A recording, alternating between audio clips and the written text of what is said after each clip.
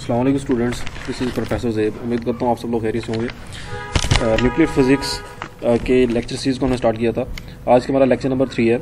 आज के लेक्चर के अंदर हम जिस टॉपिक को स्टडी करने वाले हैं उसका नाम है मास डिफेक्ट। आज के लेक्चर के अंदर हम मास डिफेक्ट, बाइंडिंग एनर्जी और बाइंडिंग एनर्जी पर न्यूक्लियन को स्टडी करेंगे।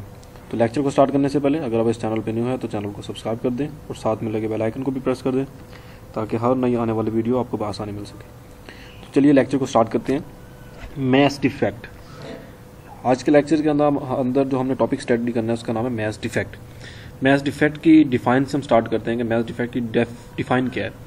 The mass defect is the difference between an atom's mass and the sum of the masses of its protons and the neutrons. एक जो atom का मास और उस atom के अंदर मौजूद जो प्रोटॉन्स और न्यूट्रॉन्स हैं उनके सम का मास, उनका जो इन दो मैसेज का जो डिफरेंस है हम उसको कहते हैं मास डिफेक्ट। इसको समझने की कोशिश करेंगे।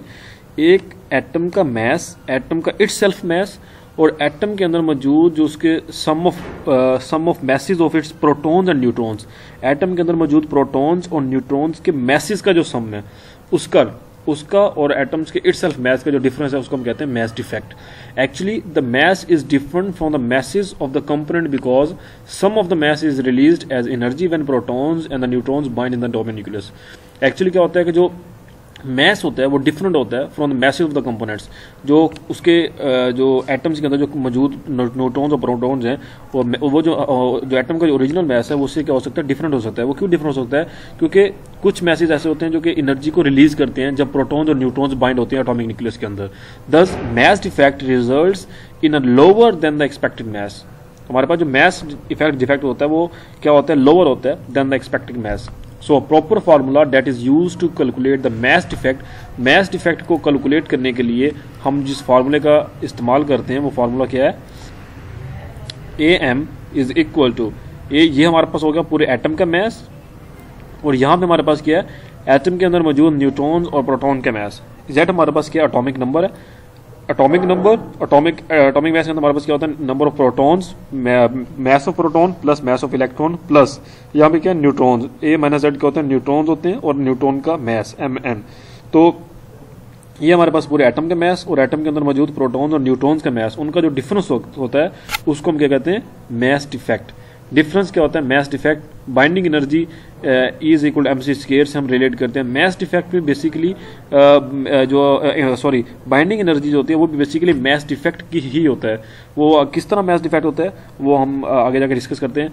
तो अगर हमें जो एटम का मास हमें पता है, मालूम है, अगर हमें मास ऑफ प्रोटॉन और मास ऑफ इलेक्ट्रॉन गिवन हो, एटॉमिक नंबर और एटॉमिक मास गिवन हो, तो हम इजीली मास डिफेक्ट को कैलकुलेट कर सकते हैं। बिकॉज हमें नंबर ऑफ जब हमें एटॉमिक नंबर और न्यूट्रॉन नंबर अगर हमें मिल जाएगा तो मास ऑफ प्रोटॉन हमें पता है, मास ऑफ इलेक्ट्रॉन हमें पता है, मास ऑफ न्यूट्रॉन हमें पता है और मास ऑफ एटम भी हम जानते हैं, तो हम इजीली मास डिफेक्ट को कैलकुलेट कर सकेंगे।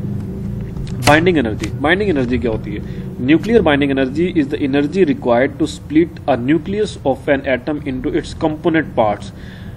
वो एनर्जी वो मिकदार जो हमें चाहिए होती है, किसके लिए चाहिए होती है, टू स्प्लिट अ न्यूक्लियस के अंदर जो मौजूद एटम्स होते हैं और एटम को न्यूक्लियस के अंदर मौजूद एटम्स के कंपोनेंट्स को स्प्लिट करने के लिए जो एनर्जी रिक्वायर होती है उसको हम कहते हैं न्यूक्लियर बाइंडिंग एनर्जी। जैसे फॉर एग्जांपल जो न्यूक्लियस के अंदर मौजूद एटम के अंदर कौन से कंपोनेंट होते हैं, protons, neutrons and collectively the nucleons. इनको स्प्लिट करने के लिए जो एनर्जी चाहिए होती है उसको हम कहते हैं binding energy. The binding energy of nuclei is always a positive number, वो हमेशा पॉजिटिव होती है। Since all nuclei require net energy to separate them into the individual protons and the neutrons. So this follows conservative laws of energy where the sum of the mass and the energy of a system is constant but matter can be converted into the energy. तो अगर हम इसके लिए formula लिखना चाहें binding energy के लिए तो हमारे पास वो सेम फॉर्मूला उसी तरह ही होगा मास डिफेक्ट का। सिंपल हम क्या कर रहे हैं, हम मास को कन्वर्ट कर रहे हैं एनर्जी की फॉर्म के अंदर। वो किस तरह कर सकते हैं, हमारे पास जैसा कि आइंस्टाइन इक्वेशन है, मास एनर्जी इक्वेशन है, is equal to mc square है। तो यहाँ पे E is equal to m हमारे पास क्या है, वही जो मास डिफेक्ट है, और c स्क्वायर हमारे पास ये आ चुका है। तो ये हमारे पास ये फॉर्मूला जो है बाइंडिंग एनर्जी कैलकुलेट करने का फॉर्मूला है। तो ये कुछ प्रूफ है, एक प्रूफ है जो कि आपने सॉल्व करना है। प्रूफ करना है कि 1 AMU की जो है वो 931 5 मेगा इलेक्ट्रॉन वोल्ट के इक्वल है। ये इसको प्रूव करना है और कैलकुलेट करनी है binding energy of a uranium 235 if the mass of the nuclide is 235.039, the atomic number of the uranium, atomic number given है, हमें न्यूक्लियाइड का मास गिवन है। सिंपल हमने क्या कैलकुलेट करनी है, बाइंडिंग एनर्जी कैलकुलेट करनी है इस फॉर्मूले को यूज करते हुए। Binding energy per nucleon, binding energy हमने देख ली है। अब बाइंडिंग एनर्जी पर न्यूक्लियन क्या चीज है? The energy that holds a nucleus together is binding energy, and binding energy per nucleon is the total binding energy divided by the total nucleon. Binding energy तो हमें वो पता लग गया कि बाइंडिंग एनर्जी वो एनर्जी है जिसने न्यूक्लियस को बाइंड करके रखा हुआ है, आपस में किसी के क्या गया बाइंड करके रखा हुआ है। और बाइंडिंग एनर्जी पर न्यूक्लियन क्या चीज़ है? बाइंडिंग एनर्जी पर न्यूक्लियन वो टोटल बाइंडिंग एनर्जी है जो कि न्यूक्लियन ने डिवाइड की हुई है। जैसे कि फॉर एग्जाम्पल हमारे पास आयरन है, आयरन की जो बाइंडिंग एनर्जी है वो 429 है, ये आयरन की क्या बाइंडिंग एनर्जी है। अगर हम बाइंडिंग एनर्जी पर न्यूक्लियन की बात करें तो हम इस बाइंडिंग एनर्जी को डिवाइड करेंगे टोटल नंबर ऑफ न्यूक्लियन के साथ। हमारे पास इसके अंदर न्यूक्लियन क्या 56 है, 56 को अगर डिवाइड करें 492 पे हमारे पास तो बाइंडिंग एनर्जी पर न्यूक्लियन हमारे पास क्या आएगी 8.78। सिमिलरली हम यूरेनियम के भी कैलकुलेट करेंगे। अब एक्चुअल में देखा जाए तो हमारे पास जो बाइंडिंग एनर्जी है वो यूरेनियम की ज़्यादा है, तो इसका मतलब है कि यूरेनियम को स्टेबल होना चाहिए एज कम्पेयर टू आयरन।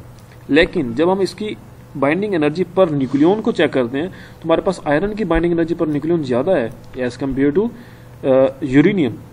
जैसे कि हमारे पास यूरेनियम की बाइंडिंग एनर्जी यहाँ पे क्या है 1804 है और इसके टोटल नंबर ऑफ न्यूक्लियन कितने हैं 238।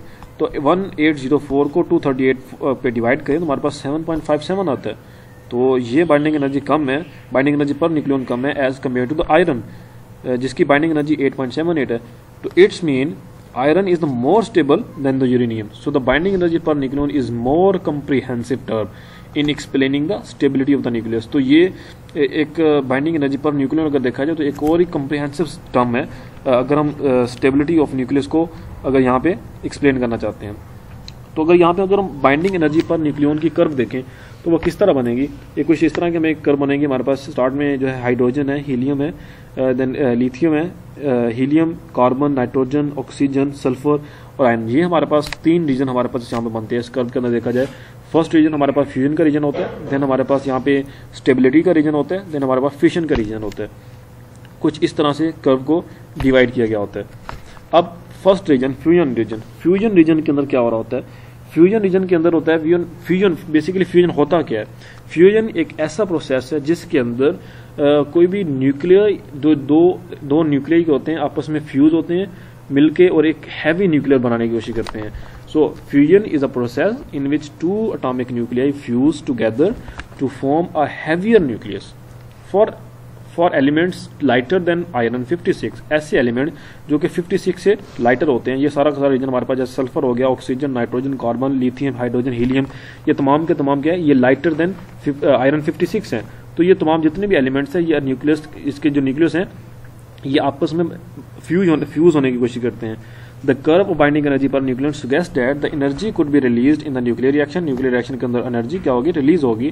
The lightest elements like hydrogen and helium have nuclei that are less stable than the heavier elements। So the sticking two light nuclei together to form a heavier stable nucleus can release energy and this process is fusion। तो दो जो light nuclei होंगे जब वो आपस में मिलेंगे तो वो एक हैवियर स्टेबल न्यूक्लियस बनाएंगे और वो एनर्जी को रिलीज करेंगे और इस प्रोसेस को हम क्या कहते हैं, fusion.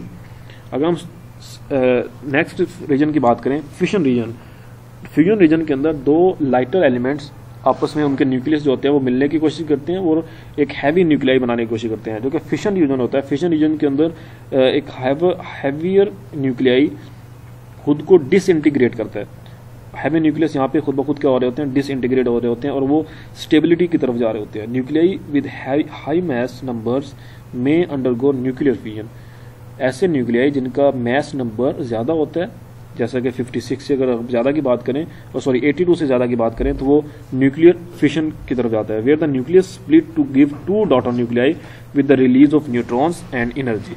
This process is use to atomic bombs. और ये जो प्रोसेस है फिशन जिसके अंदर यूज होता है वो ये एटॉमिक बॉम्ब्स और न्यूक्लियर पावर रिएक्टर्स के अंदर यूज किया जाता है from the curve of the binding energy per nucleon the heaviest nuclei are less stable. ये जो हैवीएस्ट न्यूक्लियाई होते हैं ये भी लेस स्टेबल होते हैं। This suggest that the energy can be release if the heavy nuclei split apart into the smaller nuclei. तो इस केस के अंदर भी फिशन रिएक्शन के अंदर भी एनर्जी हमारे पास क्या होती है, रिलीज होती है। Stability region, the binding energy per nucleon reaches a maximum value of at iron 56 correspond to the iron nucleus Fe56. Hence iron nucleus is the most stable nucleus. This line region shows the stability region which suggests that the elements on this line show the more stability and more stable nucleus. इस line के ऊपर जितने भी हमारे पास elements हैं वो most stable nucleus है और वो आयरन है, आयरन 56 जो कि मोस्ट स्टेबल एलिमेंट है। ये हमारे पास बाइंडिंग एनर्जी पर न्यूक्लियन के लिए कर्व है जिसके अंदर हमारे पास यहाँ देखिए ये फिशन रीजन है। फिशन रीजन के बाद हमारे पास ये आयरन 56 मोस्ट स्टेबल है। उसके बाद हमारे पास 82 जिनका हमारे पास एटॉमिक नंबर 82 से ज़्यादा हो जाता है, फिर वो रेडियो एक्टिविटी की तरफ चले जाते हैं और खुद ब खुद जो है वो न्यूक्लियस डी इंटीग्रेट हो रहा होता है। क्या कुछ क्वेश्चन है जो आपने खुद से सोल्व करने हैं?